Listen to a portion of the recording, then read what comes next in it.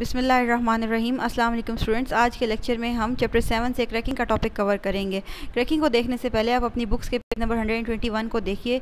इसमें आपको पेट्रोलियम से मिलने वाले जितने हाइड्रोकार्बन्स हैं उनकी डिटेल्स दी गई हैं, यानी कि जो हमें ज़मीन से तेल मिलता है उसके अंदर से हमें जितने मुख्तलिफ टाइप्स के हाइड्रोकार्बन्स ऑब्टेन होते हैं उनकी कुछ डिटेल्स दी गई हैं। यहाँ पर जो सबसे ज़्यादा ये सब के सब इंपॉर्टेंट हैं, सबके सब इंपॉर्टेंट भी हैं और यूज़फुल भी हैं। इनकी कोई ना कोई यूजेज़ हैं। आप लास्ट वाला अगर कॉलम देखें उनमें इन सब ऑयल्स का कोई ना कोई यूज़ दिया हुआ है, लेकिन जो सबसे ज़्यादा इंपॉर्टेंट है कि वो जो फ्यूल के तौर पे आम तौर पे यूज़ होते हैं वो आपके पास है नेचुरल गैस यानी कि मीथेन, जो आपके पास घरों में भी इस्तेमाल होती है। इसके अलावा गैसोलीन, ये आम पेट्रोलियम ऑयल है जो आपके पास डिफरेंट व्हीकल्स में और ऑटोमोबाइल्स में यूज़ होता है। तो सबसे पहले क्रैकिंग को देखने से पहले आपको क्रूड ऑयल की डेफिनेशन आनी चाहिए कि हमारे पास क्रूड ऑयल क्या होता है। क्रूड ऑयल आपके पास एक नेचुरली अकरिंग ऑयल होता है, अनरिफाइंड ऑयल होता है, यानी कि ज़मीन से जो आप तेल निकालते हैं डायरेक्टली उसको क्रूड ऑयल बोलते हैं। लेकिन हम उसको डायरेक्टली किसी भी तरह की फ्यूल के तौर पे यूज़ नहीं कर सकते। ना तो हम उसको गैस के तौर पे यूज़ कर सकते हैं, ना हम उसको बाइक्स में यूज़ कर सकते हैं, ना व्हीकल्स में यूज़ कर सकते हैं, ना प्लेन फ्यूल के तौर पर यूज़ कर सकते हैं, क्योंकि उसके अंदर वो मिक्सचर होता है डिफरेंट टाइप्स ऑफ हाइड्रोकार्बन्स का, और हमें उनको सेपरेट करने के लिए उनकी जो उस क्रूड ऑयल की रिफाइनिंग करनी पड़ती है, और जिसके बाद हमारे पास वो डिफरेंट फ्रैक्शंस ऑफ हाइड्रोकार्बन्स आती हैं जो कि आप अभी पिछले टेबल में देख चुके हैं। इस तरह करके हमारे पास different types of fractions of hydrocarbons हमें मिलती हैं जो हमारे पास बाद में यूज़फुल होती हैं। Crude oil as such use नहीं किया जा सकता। अब मसला ये है कि जब हम क्रूड ऑयल को ज़मीन से निकालते हैं तो इसके अंदर जो यूज़फुल फ्रैक्शंस हैं वो बहुत कम अमाउंट में निकलती हैं।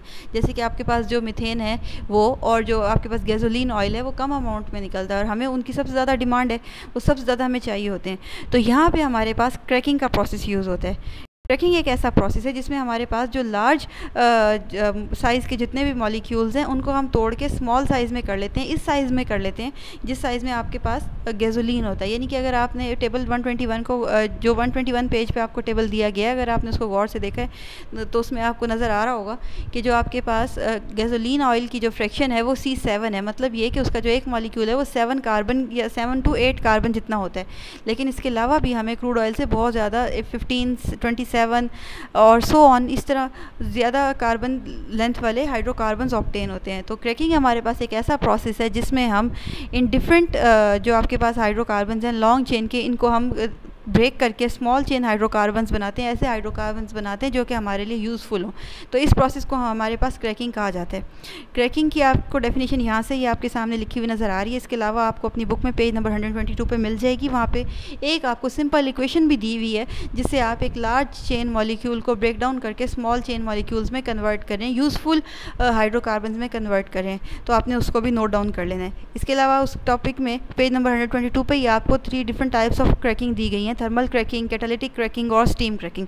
थर्मल क्रैकिंग वो क्रैकिंग होती है जिसमें हम हाई टेम्परेचर यूज़ करते हैं for the break down of some large molecules. Catalytic cracking में हम कंपैरेटिवली जो टेम्परेचर होता है उसको कम कर देते हैं, क्योंकि हम कोई ना कोई कैटालिस्ट जो होते हैं यूज़ कर लेते हैं। आपने गौर से देखना है, आपकी बुक में एलुमिना का जिक्र किया गया है कि वो कैटालिस्ट के तौर पर यूज़ होता है। इन क्रैकिंग, कैटालिटिक क्रैकिंग में आपके पास एलुमिना यूज़ होता है, तो आपने उसको ध्यान से देख लेना है। इसके अलावा स्टीम क्रैकिंग की आपकी बुक में डेफिनेशन दी गई है।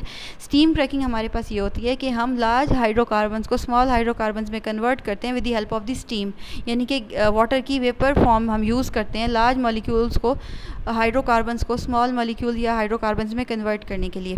ये जी यहाँ पे आपका क्रैकिंग का टॉपिक कंप्लीट होता है। ये टॉपिक आपको लॉन्ग क्वेश्चन की फॉर्म में भी आता है कि वो आपसे डायरेक्टली पूछ सकते हैं कि आप क्रैकिंग के ऊपर एक नोट लिखें, उसमें आपने बताना होगा कि क्रैकिंग हम क्यों यूज़ करते हैं, क्रैकिंग हम क्यों यूज़ करते हैं, और और सबसे पहले आप उसमें बताएंगे कि क्रैकिंग की डेफिनेशन क्या होती है। उसके बाद आप इसकी, अगर आपको लॉन्ग क्वेश्चन आया हुआ है जो कि 4 मार्क्स का नॉर्मली आता है, तो आपने उसके बाद इसकी तीनों टाइप्स को डिस्कस करना है और तीनों के अंदर जितने भी आपको टेम्परेचर और प्रेशर की कंडीशंस दी गई हैं वो बिल्कुल ठीक लिखनी है। इसके अलावा आपको ये क्वेश्चन शॉर्ट में भी आता है जिसमें आपसे सिंपल सिर्फ डेफिनेशन पूछ सकते हैं क्रैकिंग क्या होती है, या फिर आपको किसी एक टाइप को डिफ़ाइन करने का बोल सकते हैं। तो यहाँ पर जी हमारा क्रैकिंग का टॉपिक कवर होता है, कम्प्लीट होता है। मेरा ख्याल है आपको समझ आ गया होगा। अगर आपका कोई पॉइंट रह गया है या मैंने कुछ स्किप कर दिया है और आपको समझ नहीं लग रहा है बुक में, या कुछ ऐसी बात लिखी हुई है जो मैंने नहीं बताई है, तो आप उसको कमेंट्स में पूछ लें तो मैं उसको रिप्लाई कर देती हूँ। Thank you so much. अल्लाह हाफ़िज़।